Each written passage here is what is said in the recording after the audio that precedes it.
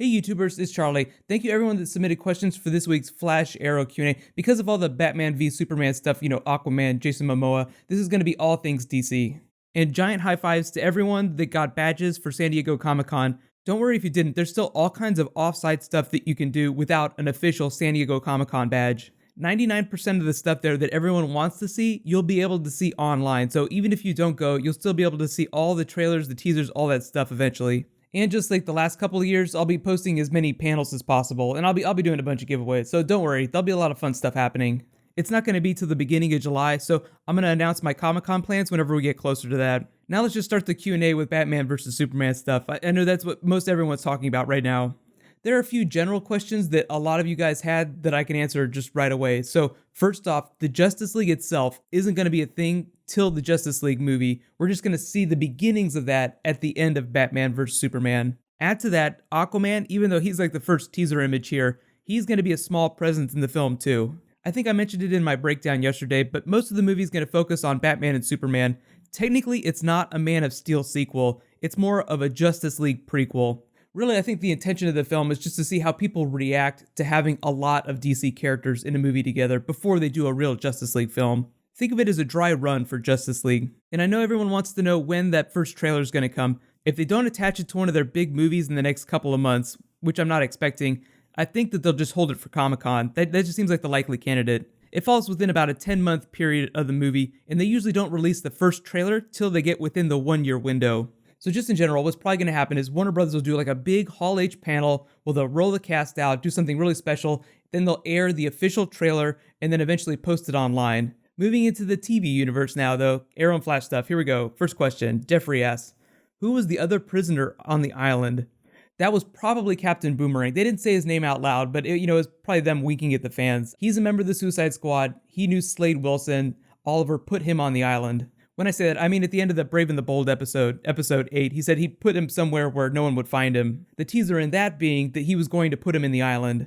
I can't remember who it was. Someone from the show, it might have been Mark Guggenheim, said that the reason that they didn't have him in the episode, that Slade didn't let him out whenever Slade was escaping, is because he didn't want to share resources. But logically, the actor wasn't available, and they didn't want to crowd the episode with too much logic. Yes, Thea and Oliver could defeat a depowered Slade, but there's no way they would have been able to defeat a depowered Slade and Captain Boomerang at the same time. And the whole arc of that island storyline was defeating Slade without having to kill him. Next question, Red Arrow asks, do you think that Felicity will wind up leaving Team Arrow to join Ray Palmer now that he has the Atom suit? No, I mean, she's not going to quit Team Arrow. She might be on the outs with Oliver. She might not be super happy with him right now, but that doesn't mean that she's going to quit the team. A lot of people have also asked if Felicity would leave the show if they end up doing an Atom TV show. And Mark Guggenheim has already confirmed that Felicity isn't going anywhere. She's always going to be on Arrow. If she does go on any other shows or any other new spin-offs that they do, it'll just be as a guest star. It'll be like when she went on The Flash. Next question, Pixel Pillager asks, if Thea becomes part of Team Arrow, will she find out about Barry's powers if they do another crossover? Yeah, I think that's a pretty safe assumption. The funny thing is when they did the Flaro crossover, or whatever you want to call it, the Brave and the Bold, Barry just kind of zoomed right in. He had the best reaction to that too. He's like, oh, sorry, my bad. I think he had run out to get Chinese food. He was just like super hungry. We can do a tally at the end of both the seasons to see how many new people learned the identity of the Flash and the Arrow, but every new season there'll always be new people that will find out. Next question, Talon asks, Stephen Amell has been stirring up trouble on Facebook again. There was a picture with the Arrow, Arsenal, and Black Canary with the tag, capturing some things for the very last time. So what you're asking is, does that imply one of those characters leaving the show? Like Roy, perhaps? No, I don't think that's the case. Yes, Colton Haynes has been doing some weird stuff on social media. Right now, in terms of production, they haven't shot the finale yet, so there's still episodes left to film. I think this picture is from episode 18 or 19, maybe episode 19. The title of episode 19 is Broken Arrow. In addition to like the list of possible meanings that could have, one of them is that it was a control word used by Sportsmaster to control a clone of Roy Harper. So something could be happening to Roy after this episode that would mean that he would not be running around in his red suit with Team Arrow for the rest of the season. And when I say the rest of the season, I mean like the last 3 episodes. What I'd like to see happen is Team Arrow try to infiltrate the League of Assassins and do so by sending Roy into the belly of the beast, finding some reason for him to join the League of Assassins. So that would mean he'd be able to leave Team Arrow without completely leaving the show. I have no idea where season 4 is headed, what their intentions are. They're obviously not going to kill off Ra's al Ghul because he's way too big of a character, but I think it'd be really badass if they had one of their characters go inside the league for a little while. Next question, Fatal Fist asks, so you're asking, can Wells split himself into two people, and did he make a copy of himself in episode 9 whenever he was fighting himself? Technically, no. I think what we're seeing right here is him just moving so fast backwards and forwards between 2 points that it looks like there's two of them. If you look at the promo for episode 15, what it looks like is happening is Sisko is analyzing camera footage and he's just going frame by frame. So he sees really blurry image of Harrison Wells split into two because he's moving so fast. So technically it's not two distinct people, it's just Harrison Wells jumping back and forth between 2 points really fast. He would have had to put on and take off his Reverse Flash costume and switch positions. Think about how fast he'd have to be moving to do that. Next question, Eternal Darkness asks, I wonder if they're going to do a Flashpoint Paradox story for their next crossover between Arrow and the Flash and show some future heroes but not say who they are. I'm not sure if you're talking about heroes from the future in terms of time or heroes that they're going to bring on in a future season. I think what they would do if they did time travel in an episode, they would just keep it really self-contained. Just going based on the Arrow Flash crossover from last year, generally, if there's going to be any event that's going to affect the entire course of the series, it's probably going to be self-contained to each show. So if they deal with time travel, they're mostly just going to deal with time travel on The Flash. And if something happens on Arrow with like Ra's al Ghul in the League of Assassins, they'll just deal with that on Arrow. But next question, Edward asks, for next week's bonus video, can you talk about Caitlin Snow, Killer Frost? I'd like to know what you think they're going to do with that character. So you're asking, like, do I think that they're going to turn Caitlin Snow into Killer Frost? I'm talking about it right now. Based on what Greg Berlanti and the other producers have said, Caitlin and Cisco are just going to remain Caitlin and Cisco for the foreseeable future. They feel they work so well the way they are right now. It just changing them in such a big way, like by giving them powers, wouldn't make the show better. It would unnecessarily complicate things.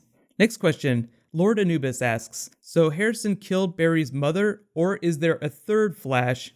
They certainly want you to think that there might be a third Flash, like unknown blood sample. How do you explain that? Here's what we know right now. An older version of Barry Allen went back the night his mother was murdered and fought with a man in a yellow suit. Blood was spilled, but that blood belonged to Barry Allen. The producers have confirmed that Eddie Thawne is connected to the Reverse Flash lineage in a really meaningful way. They have not said how he's connected to it, whether or not he becomes a Reverse Flash or he has a child who becomes the Reverse Flash, and that child might turn out to be Harrison Wells.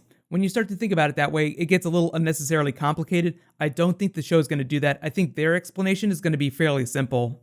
He tested Harrison's blood sample, and it was not a match for either one of those, meaning that that man in yellow, the man in yellow that was fighting with the future Barry Allen, was not Harrison Wells.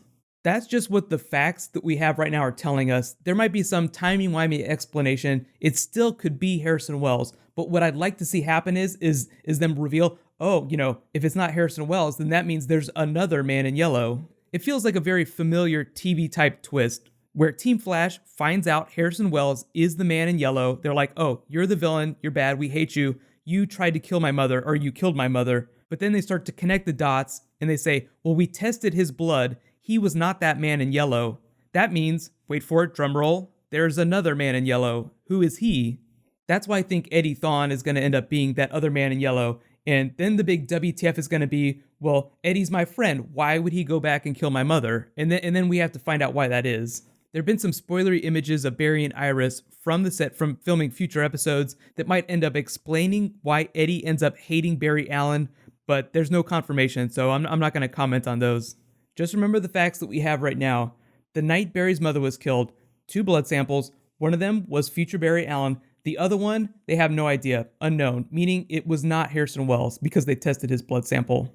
Thank you everyone for submitting questions though. These are always a ton of fun to do. I cannot wait to find out who the other man in yellow is or what their explanation is for how Eddie Thawne is connected to the Reverse Flash lineage. Because of all the DC stuff that happened this week, I wasn't able to make the Marvel video that I wanted to make, so I'll try to get that out next week. If you guys have any special requests for Marvel or DC videos, be sure to leave them in the comments. Remember, new episode of Arrow, but The Flash is on break till March 17th. So I'm going to do a bonus Flash video Tuesday night when I would normally be doing an episode video. Be sure to subscribe to get all that stuff. It's going to be a lot of fun. We'll see the Atom suit for the first time. I'm really interested to see what they're going to do with that character the back half of the season, because if they're going to try and develop a spin-off show, they're going to have to feature him quite a bit, and we haven't seen a whole lot of him so far. While you guys wait for all that stuff to drop, you can click here to watch my breakdown of the Batman vs Superman teaser, the Aquaman teaser they posted, and you can click here to catch up on Arrow and the Flash. Thank you so much for watching, so let's all high five. I'll see you guys tonight.